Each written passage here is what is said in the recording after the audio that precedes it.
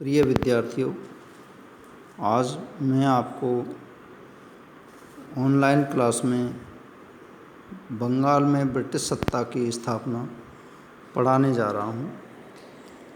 देखिए, बंगाल में अंग्रेज़ों द्वारा किस तरह से अपनी सत्ता की स्थापना की जाती है, यानी प्लासी और बक्सर के 2 युद्धों में विजयश्री पाकर और अंग्रेज़ बंगाल के सूबे पर अपनी सत्ता कायम कर लेते हैं।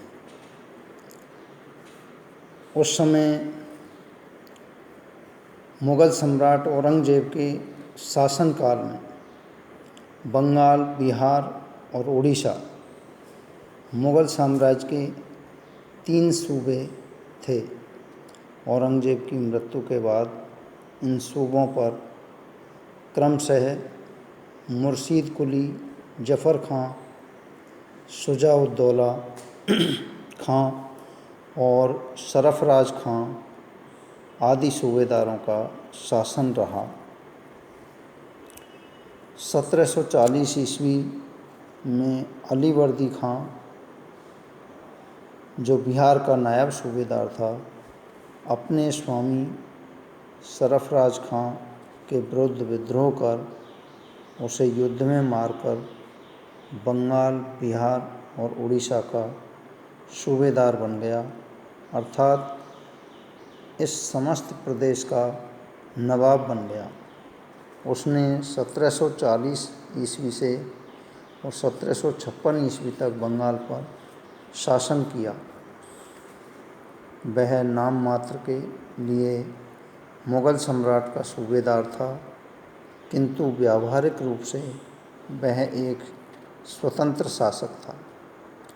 उसने मुग़ल सम्राट मोहम्मद शाह से एक पुष्टि पत्र यानी कन्फर्मेशन अर्थात मान्यता प्राप्त कर ली,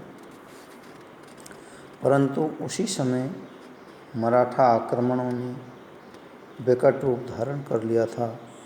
अतः अलीवर्दी खां के शेष 15 वर्ष उनसे भिड़ने में व्यतीत हो गए। अलीवर्दी खां और ईस्ट इंडिया कंपनी के आपसी संबंध भी कभी मैत्रीपूर्ण न रहे।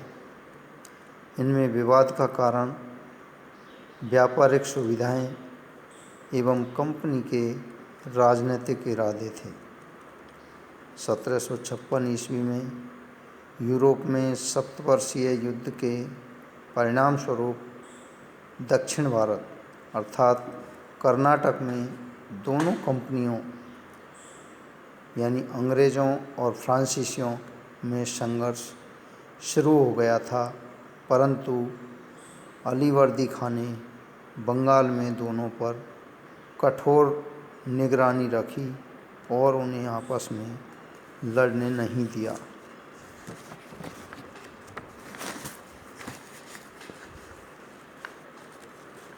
लेकिन अलीवर्दी खां की मृत्यु के पश्चात उसका दौहित्र अर्थात उसकी बेटी का बेटा सिराज-उद-दौला उसका उत्तराधिकारी बना। अलीवर्दी खां के कोई पुत्र नहीं था, केवल 3 पुत्रियां थीं। उन्हें अपने 3 भतीजों से ब्याह दिया और उन्हें पूर्णिया, ढाका और पटना के गवर्नर पदों पर नियुक्त किया। सिराज-उद-दौला सबसे छोटी लड़की का पुत्र था, जिसे अलीवर्दी खां ने अपने जीवन काल में ही अपना उत्तराधिकारी घोषित कर दिया था। अतः सिराज-उद-दौला को अपने ही संबंधी प्रतिद्वंदी पूर्णिया के गवर्नर शौकत जंग अर्थात मौसी का लड़का अलीवर्दी की सेकंड लड़की का लड़का अपनी मौसी घसीटी बेगम, जो अली वर्दी खां की बड़ी बेटी थी, अली वर्दी खां का बहनोई और प्रधान सेनापति मीर जाफ़र के अतिरिक्त अंग्रेज़ों से भी निपटना था। सिराजुद्दौला ने सर्वप्रथम अपनी मौसी घसीटी बेगम को छल कपट से बंदी बना लिया और सैनिक कार्रवाई करके शौकत जंग को अपनी अधीनता स्वीकार करने के लिए विवश कर दिया। इसके बाद सिराजुद्दौला द्वारा अंग्रेज़ों के विरुद्ध सैनिक कार्रवाई की जाती है। अंग्रेज़ों को आंग्ल फ्रांसीसी युद्ध की आशंका थी, अतः उन्होंने कलकत्ता में अपने किले फोर्ट विलियम की किलाबंदी कर ली थी तथा उसके परकोटे पर तोपें चढ़ा दी थी। दूसरी तरफ अंग्रेज़ों ने घसीटी बेगम को प्रत्यक्ष रूप से समर्थन दिया और बंगाल के भगोड़ों को भी शरण दी। जब सिराजुद्दौला ने अंग्रेज़ों को इन जघन्य कार्यों से रोका तो उन्होंने टालमटोल की, अतः उसने अंग्रेज़ों के विरुद्ध सैनिक अभियान छेड़ दिया। 4 जून 1756 ईस्वी को उसने अंग्रेज़ों की कासिम बाज़ार फैक्ट्री पर आक्रमण करके उस पर अधिकार कर लिया और फैक्ट्री के अंग्रेज़ अधिकारी वाट्स ने आत्मसमर्पण कर दिया। 15 जून 1756 को नवाब की सेना ने अंग्रेज़ों के दुर्ग फोर्ट विलियम को घेर लिया। पराजय और मृत्यु को सामने देखकर गवर्नर रॉजर ट्रैक और अन्य अंग्रेज़ अधिकारी पृष्ठ द्वार से निकल भागे। 5 दिन पश्चात हॉलवेल ने भी आत्मसमर्पण कर दिया और कलकत्ता पर नवाब का अधिकार हो गया। नवाब कलकत्ता को मानेकचंद के हाथों में सौंपकर स्वयं मुर्शिदाबाद लौट गया। इसके बाद में काल कोठरी की घटना घटित होती है, जिसे ब्लैक होल के नाम से जाना जाता है। 20 जून 1756 को फोर्ट विलियम का पतन होने के बाद और दुर्ग में उपस्थित अंग्रेज़ों को बंदी बना लिया गया था। कहा जाता है कि 18 बाई 15 फीट की एक छोटी सी काल कोठरी या कक्ष में 146 अंग्रेज़ बंदियों को बंद कर दिया गया और अगले दिन सुबह तक उसमें से केवल 23 व्यक्ति ही जीवित बच पाए। शेष 123 व्यक्ति उस जून की गर्मी, घुटन और एक दूसरे से कुचले जाने के कारण मर गए। इसलिए इतिहास में यह दुर्घटना ब्लैक होल के नाम से विख्यात है।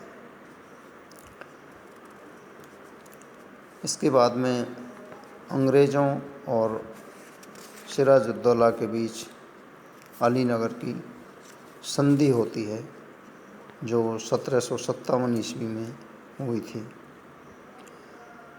कासिम बाज़ार तथा कलकत्ता की पराजयों का समाचार जब मद्रास पहुंचा तो वहां के अंग्रेज़ अधिकारियों ने एक सेना क्लाइव के नेतृत्व में कलकत्ता भेज दी।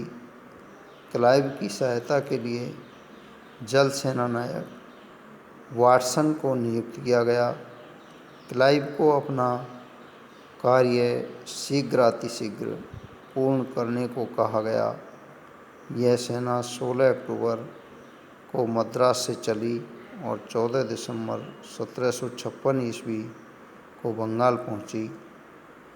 क्लाइव और वाटसन ने अपने विश्वस्त लोगों की सहायता से सिराजुद्दौला के प्रमुख अधिकारियों तथा सेठ साहूकारों को अपनी ओर मिलाने तथा नवाब को सत्ता से हटाने के लिए षड्यंत्र रचना शुरू कर दिया। ऐसे लोगों में राजा मानकचंद, जो नवाब का प्रभारी अधिकारी था, व्यापारी अमीनचंद,